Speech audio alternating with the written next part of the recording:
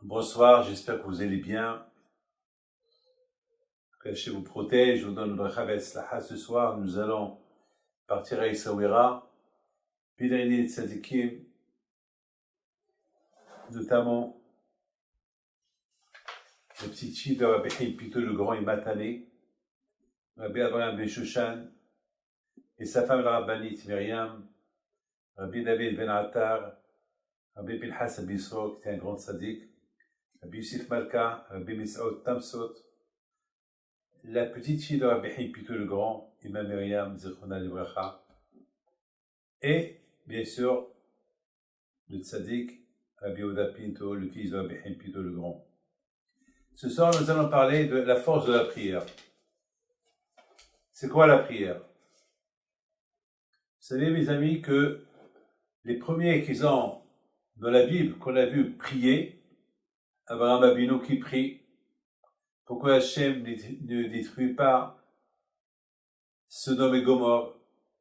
Isaac et Rivka, ils priaient pour avoir des enfants. Rachel et Léa, ils priaient pour trouver un bon mazal et pour avoir des enfants. Yaakov Abino, lorsqu'il s'est sauvé de Esav qui voulait le tuer, il a prié à Hachem pour qu'il arrive en bonne santé là où il devait aller.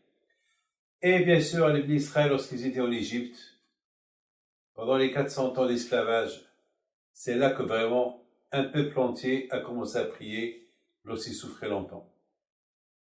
Et bien sûr, depuis, nous avons notre canne, la canne de la prière.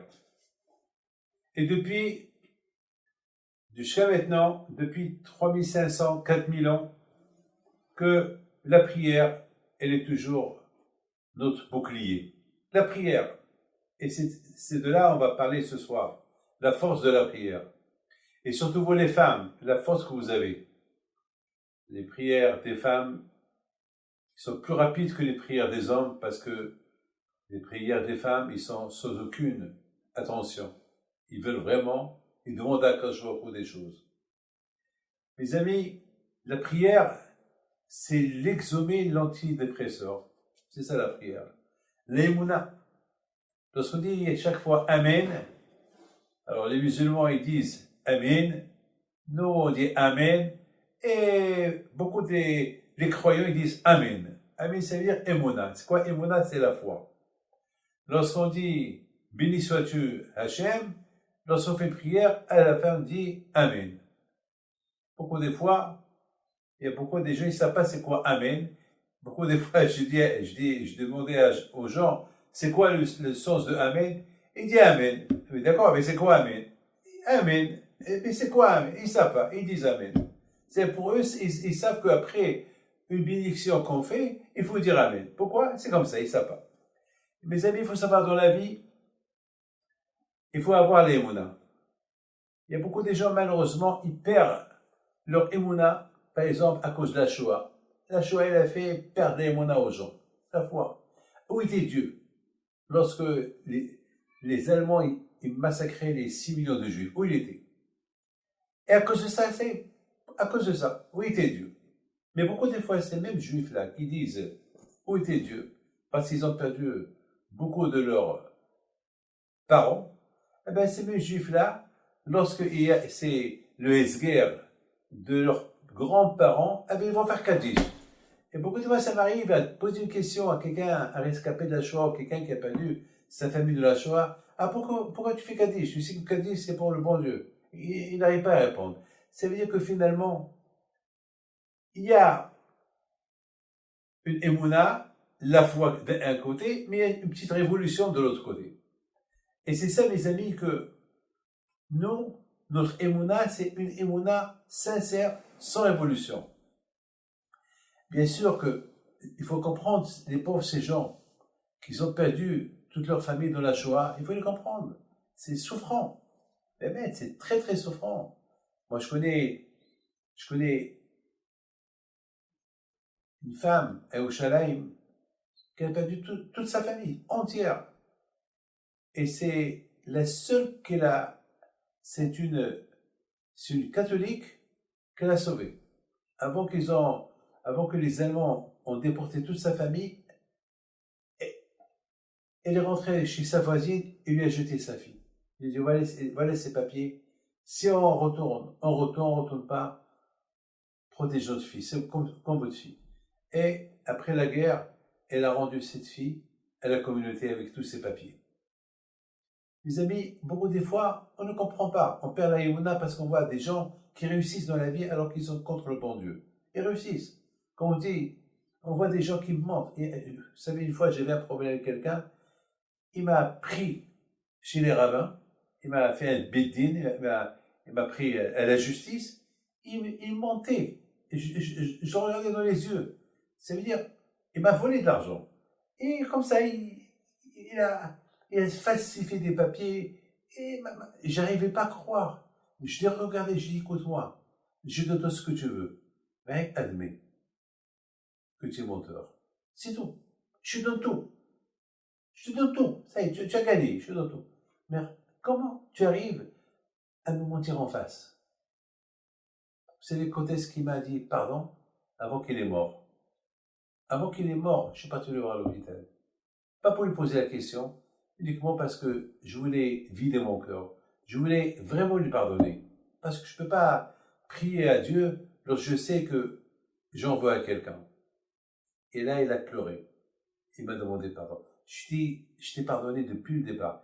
Mais rien, quelle force tu as eu pour mentir comme ça. Enfin, vous savez un autre, mes amis, moi je m'appelle David Pinto. Moi, je suis très croyant. Moi, je crois.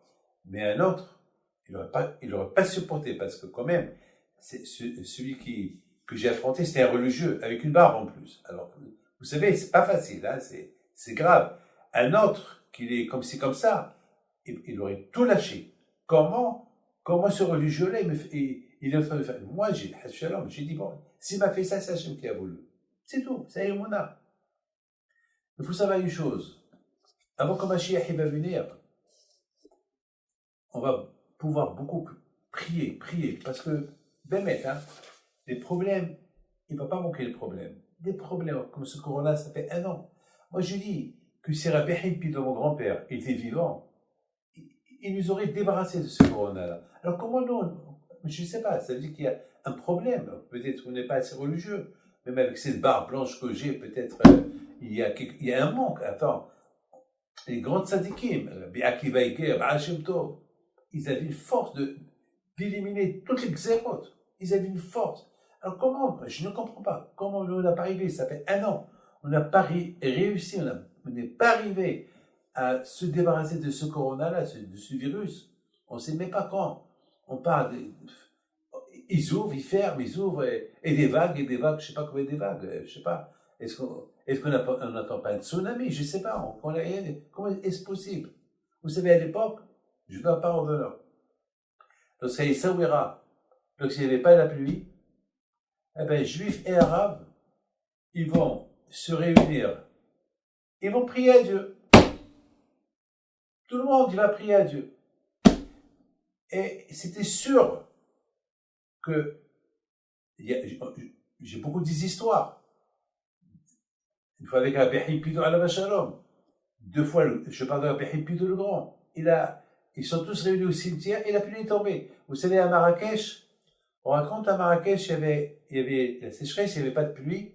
Il y avait une grande sadique qui leur dit, vous savez quoi? On va aller tous demain au cimetière, on va prier là-bas. Alors pourquoi les rabbins ils allaient au cimetière? Parce que lorsque la vraie prière, elle mange Hachem, lorsqu'on voit les tombes. Parce qu'on associe les tzadikim, les morts, avec la prière des vivants. Parce que les morts, ils ne sont pas morts. Ils sont vivants. On a les monas que les morts, ils sont à Gan Eden. Donc on associe leur prière avec la nôtre, et puis ils vont tous prier. Et ce tzaddik là, je crois qu'il s'appelle Rabbi Ezel Sebag, j'ai oublié son nom. Je ne me rappelle pas bien de son nom. Vous savez qu'à Pessah, on n'a pas le droit de manger le pain. Vous le savez très bien, oui. On n'a pas le droit de manger le pain. Alors, Bitzhak Alav Shalom, et l'Ezer Alav Shalom, Bitzhak Sebag, il a fait taire tout le monde. Ils ont prié. Il a commencé à prier à Hachem. Et dire, pour la Sha'ala, Makadosh Baruch Hu, Dieu, ou tu nous donnes la pluie, ou l'année prochaine, on va manger le pain. Tout le monde le regarde. Après, elle a continué. Hachem, tu veux qu'on mange la galette? Tu veux qu'on mange la matzah? Alors, il faut nous donner la pluie. Et que tu veux qu'on crève? Alors, tu as intérêt de nous donner la pluie. Regardez quelle force de prière qu'ils avaient. Et la pluie a commencé à tomber. La pluie a commencé à... Vous savez, on raconte à l'époque comment ça s'appelle, de Baal Shem Tov. À l'époque de Baal Shem Tov, ou je ne sais pas, ou Baal Shem Tov ou quelqu'un d'autre, il n'y avait pas la pluie. Donc tout le monde s'est réuni à la synagogue pour prier, pour que le bon Dieu apporte la pluie. Lorsqu'on a un problème, on prie. Lorsqu'il y a des problèmes, c'est parce qu'on ne prie pas assez. Alors, ils ont commencé à prier, et soudainement, la pluie et les orages, tout le monde était content. La prière, elle est montée chez Hachem, le rabbin, c'est un grand rabbin, Kol HaKavod, c'est bien. Et le rabbin, il les appelait. Il dit, hey, arrêtez, avant de partir chez vous. Il faut savoir que c'est pas notre prière qu'elle a fait que la pluie, elle tombe. Alors, tout le monde qui le regarde. Alors, pourquoi? Il leur a dit, vous voyez ce monsieur-là? Il y avait un pauvre. Il le regarde. Oui, alors? Eh bien, regardez-le bien. Regardez qu'est-ce qu'il a dans les mains. Il avait un parapluie et un manteau. Lui, il avait l'aïmouna. Lui, lorsqu'il est venu à la synagogue, il savait qu'il allait pleuvoir. Vous êtes venu pour prier. Mais lui, il avait l'aïmouna. Il a préparé déjà son manteau. C'est-à-dire qu'il savait qu'en sortant de là, il allait pleuvoir. Regardez-vous. Vous êtes encore avec votre t-shirt. Regardez-vous. Vous n'êtes même pas avec des vêtements pour les vêtements d'hiver. Mais pas un parapluie. C'est-à-dire que vous êtes venu pour m'écouter, mais vous n'êtes pas venu prier. Mais lui, il est venu pour prier, et la preuve, il savait que la pluie est tombée, et il a porté avec lui déjà son manteau. Mes amis, il faut savoir une chose. Dans la vie, on a des problèmes. On a des problèmes, on a des épreuves, des graves épreuves. Et parfois, on tombe dans l'obscurité, on tombe dans la déprime. Et on n'a pas de force pour affronter ces problèmes. On est perdu. Et jusqu'à qu'on ne voit pas de remède, on voit pas la fin du trou, la fin du tunnel, on ne voit pas. Alors jusqu'à qu'on craque, on tombe. Et c'est ce qui se passe beaucoup de fois. Beaucoup de fois, ça nous arrive qu'on craque. Mais mes amis, il faut savoir une chose. Celui qui veut pas craquer, celui qui veut réussir, il a une seule chose, l'aïmouna. C'est tout. La foi. Et alors Hachem, il a donné la Torah à Israël. La première chose qu'il leur a dit, Anochi Hachem, c'est moi Hachem. L'aïmouna. L'aïmouna avant de leur donner la Torah. À quoi sert la Torah s'il n'y a pas l'aïmouna? Il a fallu que les Juifs, lorsqu'ils ont quitté l'Égypte, avec tous les miracles qu'ils ont vus, cette thérapie que Hachem il leur a fait pour croire en lui. C'est là qu'ils étaient prêts à accepter la Torah. Et même Hachem, avant qu'il leur a donné 10 commandements, vous savez, il y a 10 commandements. Ne tue pas, ne vole pas, il ne faut pas envier le bien de ton ami, ne fais pas un à ton ami, respecte ton père et ta mère, respecte le Shabbat. Et il ne faut pas être idolâtre. Mais le premier commandement, c'est Anochi Hachem, c'est moi Hachem. C'est-à-dire, l'aïmouna wa kadosh baruch. C'est le remède. Alors vous allez me dire comment on a l'aïmouna. Comment on a l'aïmouna, bien sûr. Il faut, vous savez, il faut avoir la sagesse. L'aïmouna, c'est déjà, il faut l'éducation. Il faut déjà qu'on reçoit quelque chose des parents. Ou bien l'aïmouna, ça peut venir lorsqu'on a un problème et on commence à prier à Kadosh Baruch. L'aïmouna, c'est un travail. On n'achète pas l'aïmouna et ne s'achète pas. Vous savez, une fois, il est venu chez moi un monsieur. Écoutez bien cette histoire en Amérique. Son fils était gravement malade. Il était milliardaire, ce monsieur-là. Il me dit, voilà, j'ai un problème, voilà, c'est mon fils, il a 20 ans, il est gravement malade, et je viens ici pour, vous savez, j'ai donné des millions de dollars pour la science, pour qu'on trouve un remède, des expériences, pour trouver quelque chose, pour sauver la vie de mon fils. Et son fils était marié, il avait un enfant. Alors je lui dis, qu'est-ce que vous avez besoin de moi? Qu'est-ce que je peux faire pour vous? Est-ce que vous n'avez pas une idée? Vous ne connaissez pas s'il y a un médecin en France, ou un médecin quelque part dans le monde, hein? Je suis prêt à donner de l'argent pour qui fait des recherches. Je lui dis, dites-moi, j'ai cru que vous êtes venu chez moi pour demander une prière. Vous voyez que tous vos millions de dollars, ça n'a pas marché. Alors priez. Il y a le remède, il y a la prière. Il me dit quoi, vous croyez que avec la prière, je vais sauver la vie de mon fils? J'ai dit pourquoi pas. Mais j'ai dit, mais qui a donné la sagesse aux docteurs? Même les docteurs, vous savez, même les docteurs, avant de traiter un malade, il faut qu'eux-mêmes ils prient. Le Rambam Alav Shalom, il a écrit une prière spéciale pour les médecins. Parce que la force de la prière, elle n'a pas de limite, elle est sans limite. Vous savez, la prière, c'est pas que les rabbins qui savent prier. La prière, elle est donnée à tout le monde. Regardez ce monsieur là-bas, que je vous ai raconté son histoire. Il avait l'aïmouna, c'est pas un rabbin, mais il a préparé son manteau et son parapluie. Il était conscient, il était sûr que la pluie, elle allait tomber. Hachem, la première chose qu'il dit aux Juifs, c'est moi Hachem. Pourquoi les Juifs ne savaient pas? Avec tout ce qu'ils en veulent. Avec tout ce qu'ils en veulent.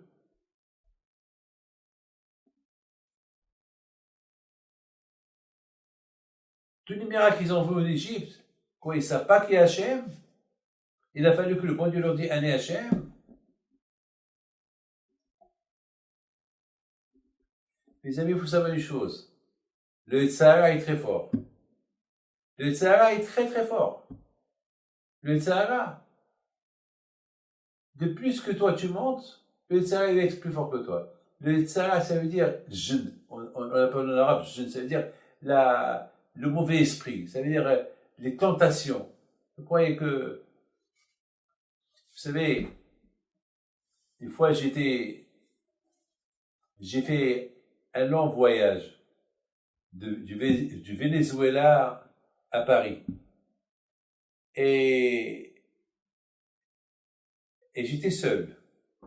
Parce qu'il y avait M. Marciano avec moi. Il devait être à Paris parce qu'on préparait l'Aïloula de Rabbi Pinto. Alors je lui dis, toi, Rabbi David, comment tu vas retourner? C'est pas grave.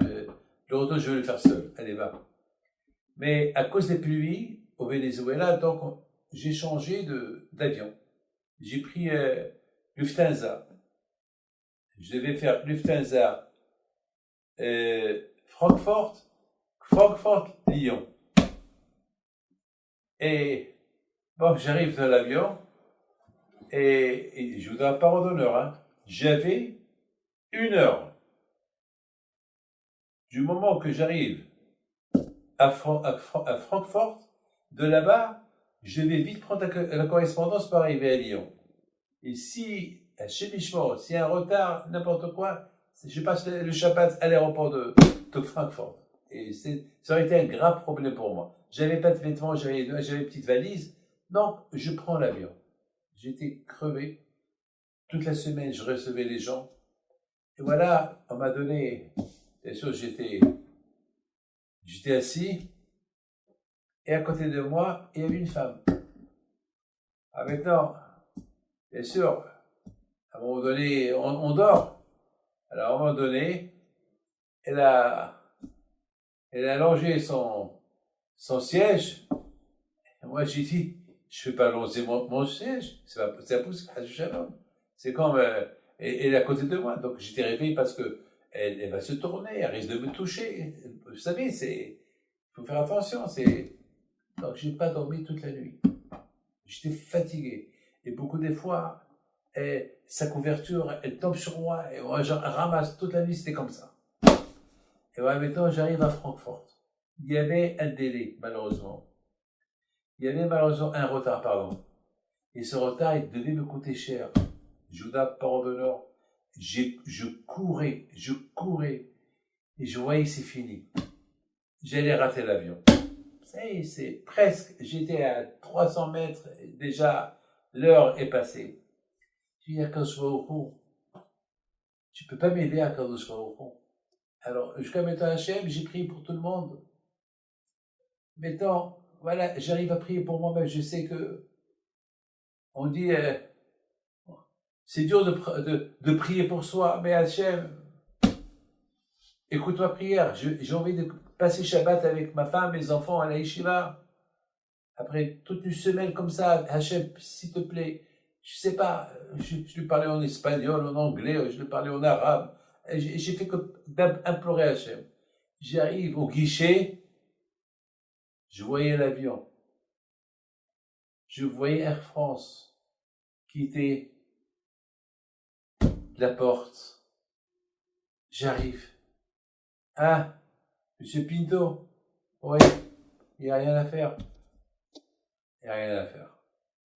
Si vous voulez, dans 3 heures, il y a notre vol. Mais dans 3 heures, c'est Shabbat. C'est quoi Shabbat, c'est quoi? Je lui ai expliqué. Je vais être obligé de passer le Shabbat ici. Pourquoi? Elle a rien compris. Je la comprends quand elle peut rien comprendre. Je la comprends.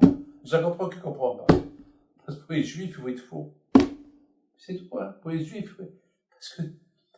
Mais bon, Hachem, ils n'ont rien du tout. C'est tout. Mais là, je lève les yeux vers Hachem, je dis Hachem, pourquoi tu m'as fait ça? Pourquoi tu m'as fait ça? Qu'est-ce que je t'ai fait? Je t'ai donné toute la semaine pour toi, je me suis sacrifié pour toi. C'est ça ce que tu me fais? Bon, on va pas trop parler, on va arriver à des discussions, à ne pas en sortir. Alors, la femme, au guichet d'Air France, la pauvre, me dit, il y a quelque chose que je peux faire pour vous? Je dis, non, je vais être obligé de passer le samedi ici. Mais non, demain, il y a 2 vols, il y a ce soir. Mais c'est Shabbat, madame. Et je voyais l'avion. Madame, il n'y a aucun moyen que cet avion il retourne. Et elle rigole. Ben oui, le seul moyen, c'est s'il y a quelque chose de technique qui ne marche pas. Si le pilote voit un des boutons qui s'allume rouge. Ah bon? Alors qu'est-ce qui se passe? Ben, il est obligé de retourner à la porte pour voir ce qui se passe. On change d'avion. Ou les passagers vont prendre un autre vol, celui de 3 heures. Il n'y a que ça. Il n'y a que ça. Je suis désolé pour vous. S'il y a quelque chose à faire pour vous, je suis là. Encore 3 heures. Non, ça va. Et voilà. Et j'ai commencé à réfléchir à ce que je vais faire. Je vais devenir quoi? Je vais faire où je vais aller. Je ne parle même pas l'allemand, je ne parle rien du tout. Je ne sais pas où aller. Non, bien sûr, de ma tête, c'était je vais aller acheter quelques fruits. Et je vais voir un hôtel. Les hôtels qu'il y a à l'aéroport. C'est tout. Il n'y a rien à faire. Bon, à l'époque, il n'y avait pas le portable, il n'y avait rien du tout. Donc, j'ai pensé, bien sûr, appeler ma femme, aller quelque part, l'appeler pour lui dire. Et voilà, mes amis, je vois les techniciens qui arrivent. Ils couraient. Je vois l'avion qui retournait vers la porte. C'est la porte 17. 17, c'est Tov. La guémataria du 17, c'est Tov, c'est bon. Qu'est-ce qui se passe? Alors je vois l'hôtesse, je dis, qu'est-ce qui se passe? Elle fait un grand sourire. Qu'est-ce qui se passe? Eh ben, votre Shabbat, il vous a entendu. Je dis, c'est quoi mon Shabbat m'a entendu? Quoi? Ils veulent me prendre? Non, il y a un problème. Ou il y a un problème technique, ou il n'y a pas de problème, on ne sait pas. On va être technicien, on va rentrer. Et moi, je peux rentrer. Ah, ça, je ne sais pas. Ça, il faut demander, il faut qu'on demande. Je vous en prie, faites-moi le service. Vous êtes gentil, madame. Et je conseille Bisrot, Pinto, que le bon Dieu me protège. Je conseille de faire des brachot. Vous dites, qu'est-ce que vous dites? Je dis, voilà, je vous bénis. Ah, je n'ai besoin des bénédictions, je n'ai besoin. Alors, voilà, madame. Et je commence à lui faire des bénédictions en arabe, et en français, en hébreu. Si je connaissais l'allemand, j'aurais fait essayer Mishberach en allemand. Bon. Et j'attends, et je vois la montre. Et elle est rentrée. Le pilote, il est sorti, il m'a vu. Je lui fais, Allah yahmi al-walidin. Allah yahmi al-walidin, yallah, s'il te plaît. Il me regarde.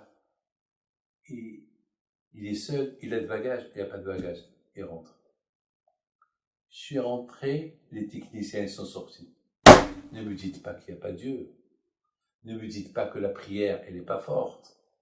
Sinon, je vais m'énerver. Arrêtez. C'est ça, Hachem. Je te bats chez mon là. Vous savez, Rabotai, mes amis, la prière, c'est quoi la prière? La prière, déjà, il faut avoir l'aïmouna. Tu crois en Dieu déjà, à qui tu pries. Et c'est la raison pourquoi Hachem, avant que le bon Dieu l'a donné la Torah c'est quoi? C'est des lois. Respecte Shabbat, respecte tes parents, ne tue pas, ne vole pas, ne fais pas ça. 613 mitzvot, 613 lois, c'est des milliers de lois. Oh là là, des lois. Ne touche pas une femme nida. Mais il faut croire en Dieu. Oui. Vous savez, lorsque vous votez pour un président, pourquoi vous votez pour lui? Parce que vous êtes d'accord avec ses lois. Alors, donc, vous votez pour lui. Hachem dit, vous votez pour moi. Bon Dieu dit, vous voulez voter pour moi? Vous m'aimez? Maintenant, je vous donne les mitzvot. Ça veut dire, à voter, mes amis, les bénis Israël, ils ont aimé Hachem depuis l'Égypte. Donc là, ils étaient prêts à recevoir n'importe quoi de chez le bon Dieu. Mais c'est la raison pourquoi quand je vois il a encore confirmé et affirmé. Attends, on recommence encore. Vous m'aimez? Oui. Vous voulez accepter ma Torah? Oui.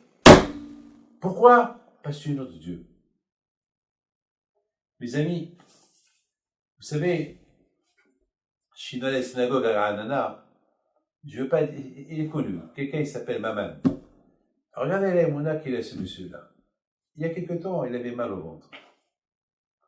Et au mariage de ma fille, j'ai donné des pièces de Rabbi Himpito à tout le monde. Donc lui aussi, je lui donne une pièce.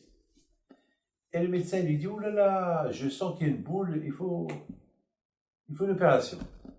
Ils ont fait des radios, etc. Il faut une opération. Mais non, j'ai peur, je peux pas, j'ai peur. À l'époque, il y avait le Covid, il avait peur qu'on l'opère, je sais pas. Il ne savait pas quoi faire. Il leur a dit, écoutez, faites-moi un service. J'ai une pièce dans mon pantalon. Je vous en prie. Mettez-la là où vous voulez m'opérer, et après faites-moi la radio. Alors les médecins ils ont commencé à se moquer de lui. Il dit, on ne peut pas. On n'est pas ici à la synagogue. Ici on est à l'hôpital, ici on opère. Vous ne voulez pas se faire opérer, allez-y. Et la prochaine fois, ce sera dans un mois. Et vous allez souffrir avec cette boule que vous avez. Je vous en prie, là, comment ça s'appelle? Alors il y a un qui lui dit, il y avait un autre médecin, il dit à ce copain, c'est pas grave, allez. Et lui, il croit. Il croit qu'avec cette pièce, il va rien trouver. Allez, c'est pas grave, allez. Mais il y a des radios. Ça va, on lui fait plaisir. On va pas l'exciter, allez, déjà, allez, c'est pas grave, allez. Donc,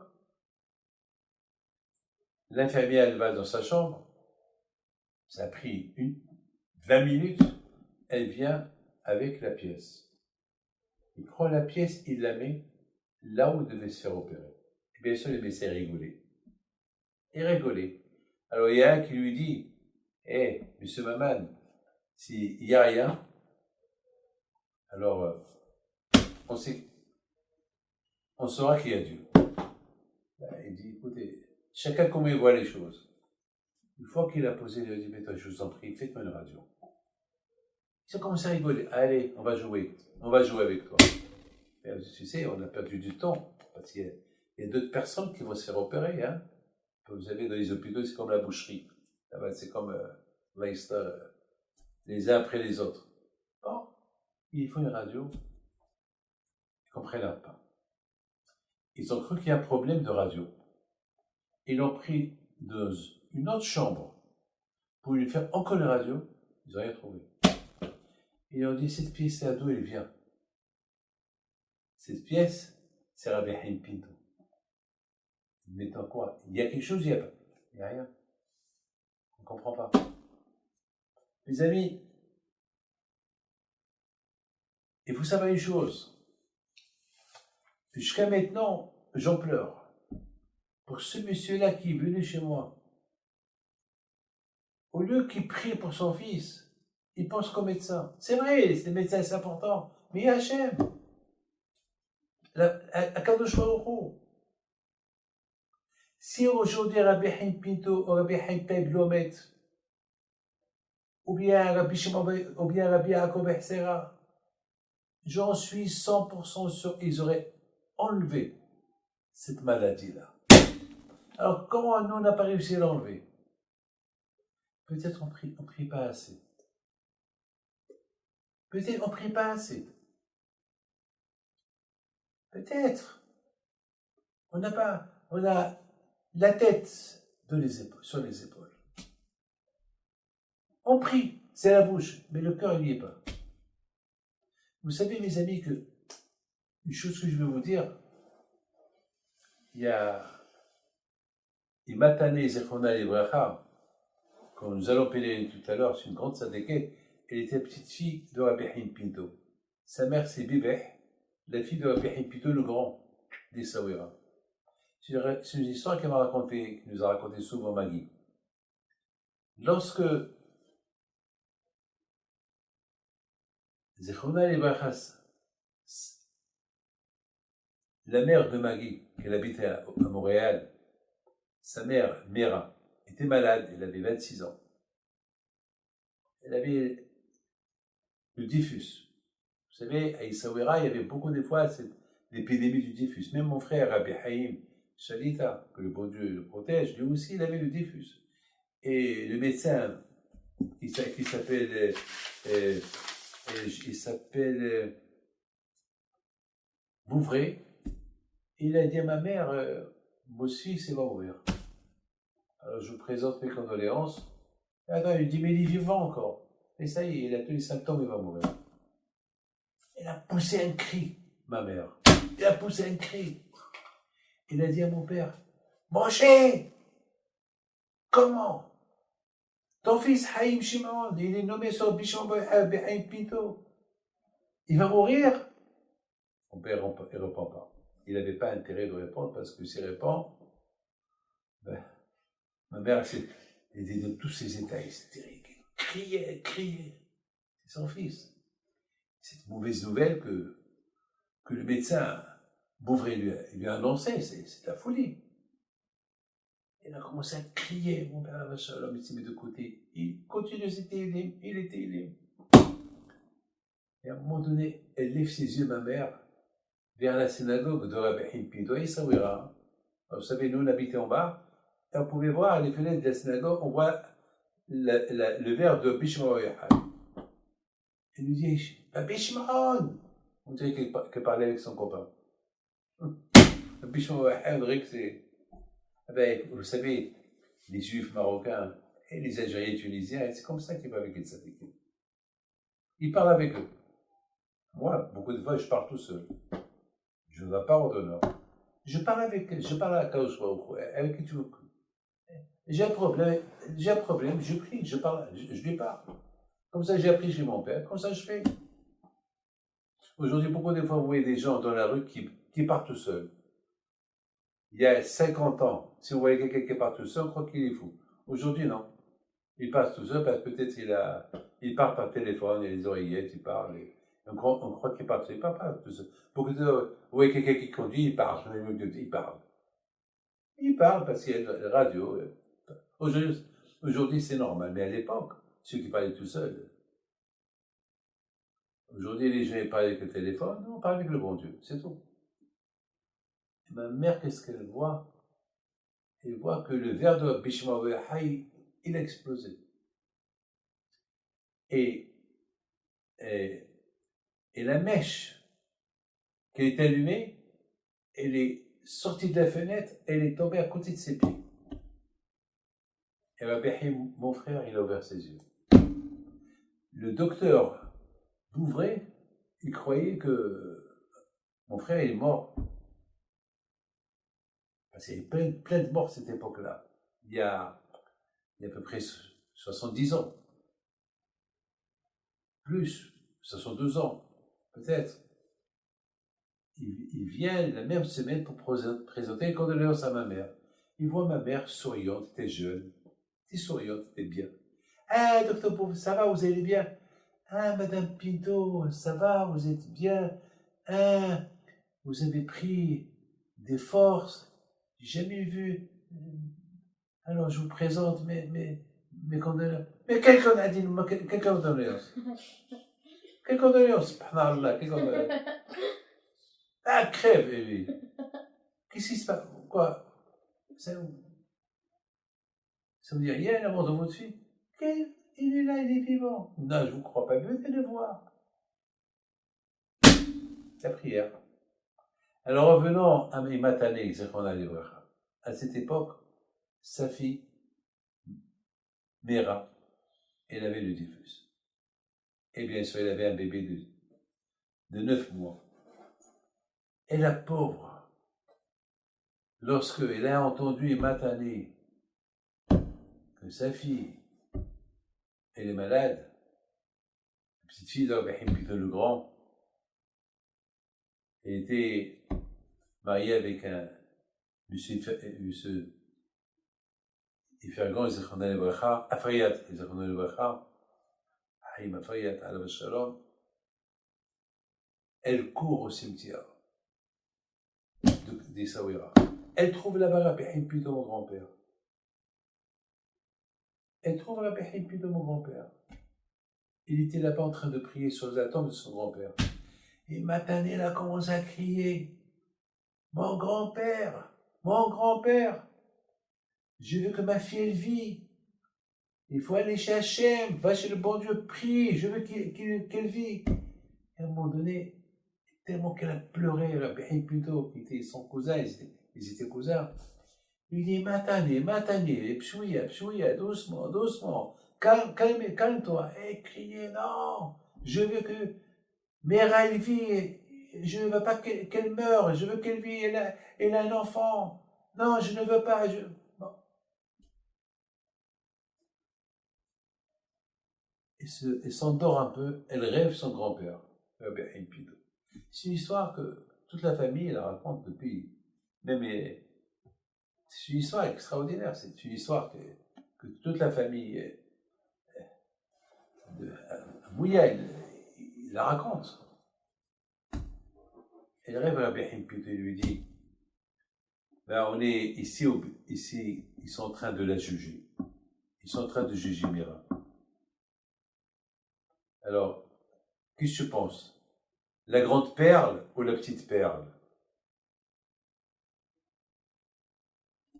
Il lui dit, je veux la grande perle. Alors, il y aura la grande perle. Lève-toi et va. Elle se lève, elle retourne chez elle, elle voit sa fille, Mira, qu'elle commence à guérir toute seule. C'était la grande perle. Mais elle était en train d'allaiter un bébé. Ce bébé, c'est la petite perle. Malheureusement, la même semaine, il est parti. Et entre-temps, Baruch Hashem, Mera, elle est restée vivante. Et Baruch Hashem, elle a vécu longtemps, elle a eu beaucoup des enfants Baruch Hashem, qui sont notamment Eliane, Maggie, et bien sûr Jaïs, et Georgette, Marco, et Baruch Hashem, grâce à Dieu, la famille sont là. Ça, c'est le courage de Tzadikim. Elle a vécu longtemps, Baruch Hashem, Mera. Tout le temps, on allait chez elle à Paris. Lorsqu'on était jeune, mon père, à la Shalom, il allait chez elle. Et je vous raconte cette histoire, la force de la prière. La force de la prière. Vous n'avez aucune imagination. C'est quoi la force de la prière? Prier. Vous savez, la bouteille, tout à l'heure, je vous ai dit, si Rabbi Himpito était là aujourd'hui, il pouvait balayer cette corona-là. Pas que lui seul, tous les tzadikim qui avaient cela. Ces tzadikim là, on va aller ce soir, pèleriner, live. S'ils étaient là aujourd'hui, je ne dois pas ordonner plus de corona. Parce qu'aujourd'hui, les gens d'avant, ils étaient connectés avec le bon Dieu. Ils étaient connectés. Ils avaient une émouna, la foi. La foi. Je voudrais, mes amis, vous dire quelque chose. Vous savez, aujourd'hui, ça fait 1 an que je suis à la maison. Ça fait 1 an que je n'ai pas pris d'avion depuis mars l'année dernière. Depuis presque maintenant, voilà, je crois que ça fait longtemps. Bien sûr, j'ai pris un gros risque. Je suis parti à l'Aïlouada plutôt le 26 Iloul. On a fait un aller-retour. On a prié, on est resté une nuit, on est venu. Enfin, c'était plus fort que moi de ne pas y aller. J'ai dit à Hachem, je vais, Dieu est grand. Mais ce qui m'a maintenu cette année, c'est la foi en Dieu. Je donne aux autres des conseils, les renforcer, des cours de Torah. Enfin, je les fais rire, les consoler. Il y a beaucoup de manières comment ressembler à Kadosh Baruch Hu. Il y a beaucoup de manières comment ressembler à Kadosh Baruch Hu. Ressembler au bon Dieu. Être bien. Être bien. Être bien avec soi-même.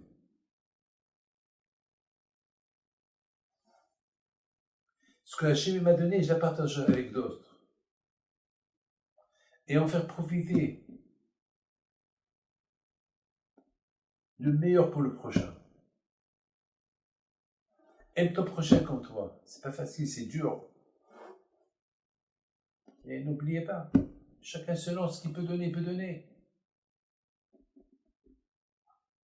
Il de donner tout. Il va aller chez les vieux, à Essaouira, à Casablanca. Il va s'asseoir par terre avec eux. Il va manger avec eux.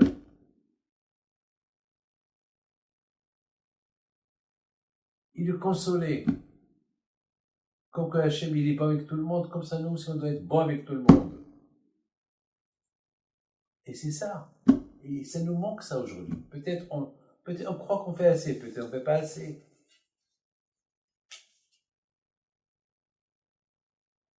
Mes amis,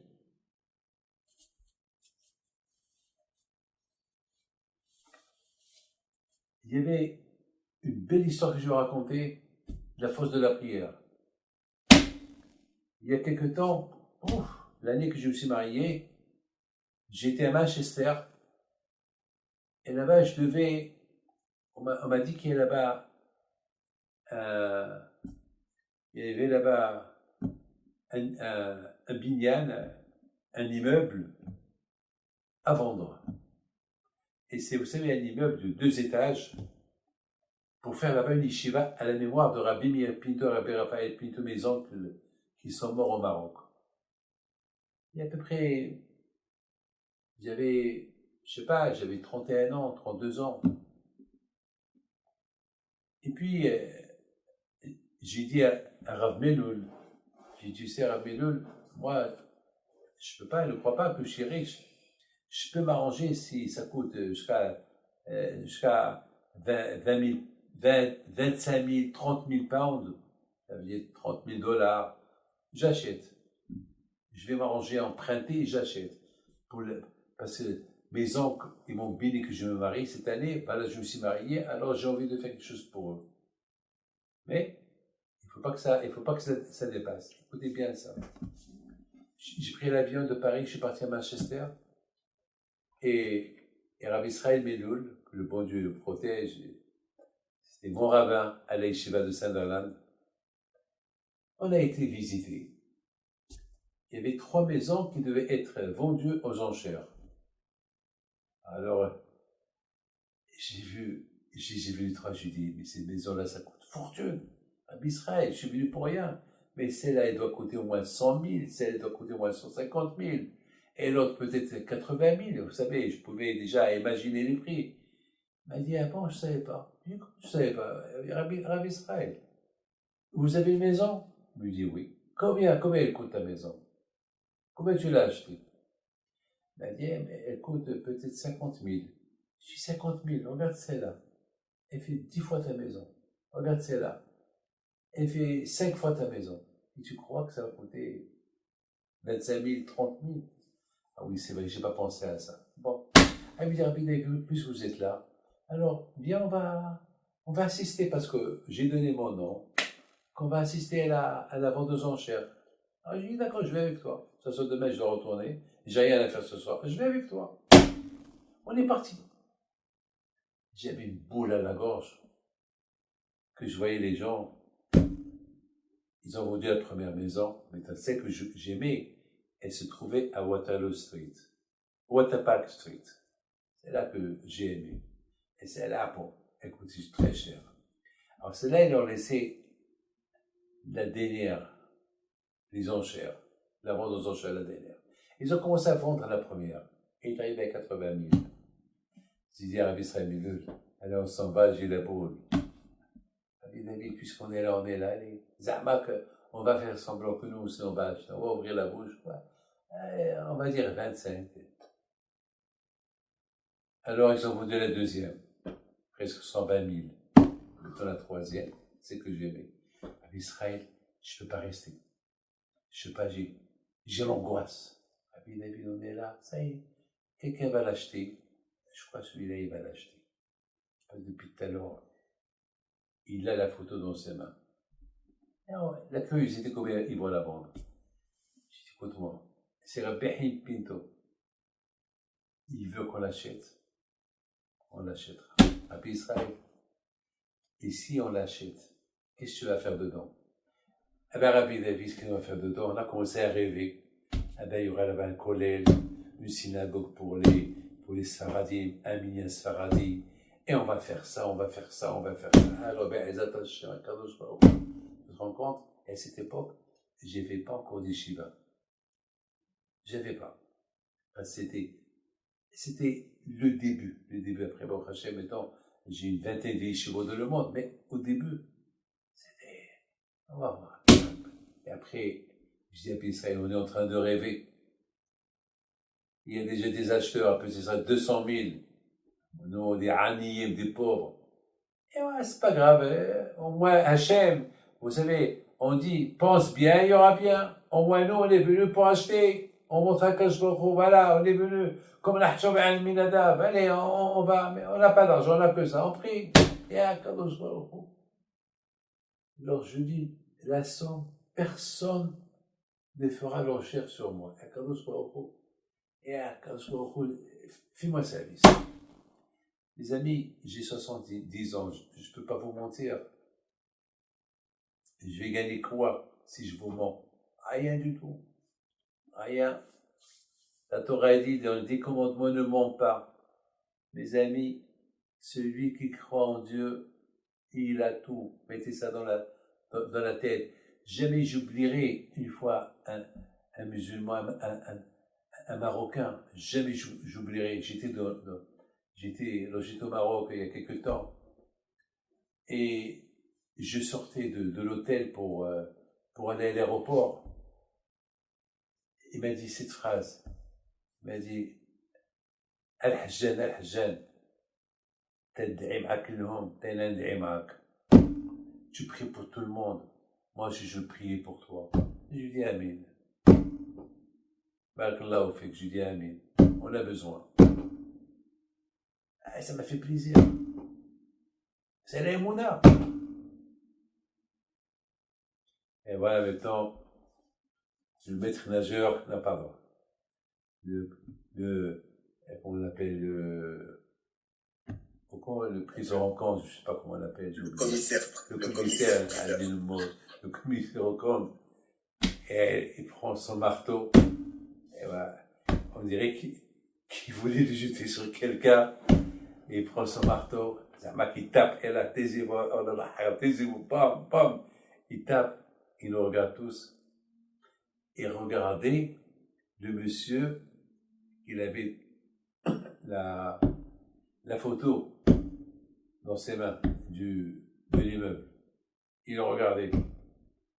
Elle a dit 15. Ça commence 15. 20. Ça devait aller vite. Abdullah, c'était en ralenti. Moi, j'ai dit 22. Première fois que un, il dit 22. Zama que David Pinto, Zama que 22. Imaginez-vous que moi, j'étais dans cette grande chambre-là. Comment il s'appelle celui-ci, le comte? Comment il s'appelle? Le commissaire-priseur. Eh ouais, Albo.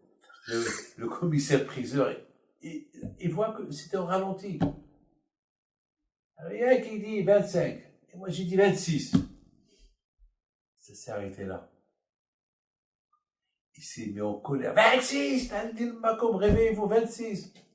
Et personne ne répond. Et puis, 5 minutes, me regarde, je le regarde. Il y a un qui a dit 27. 28. On dirait, on lâche une alia. Il s'est resté 28. On l'a signé.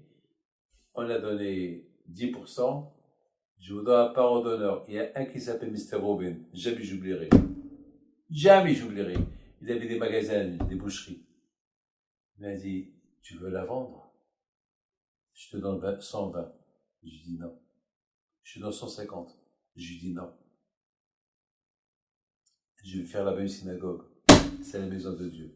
La voilà. C'est la Manchester.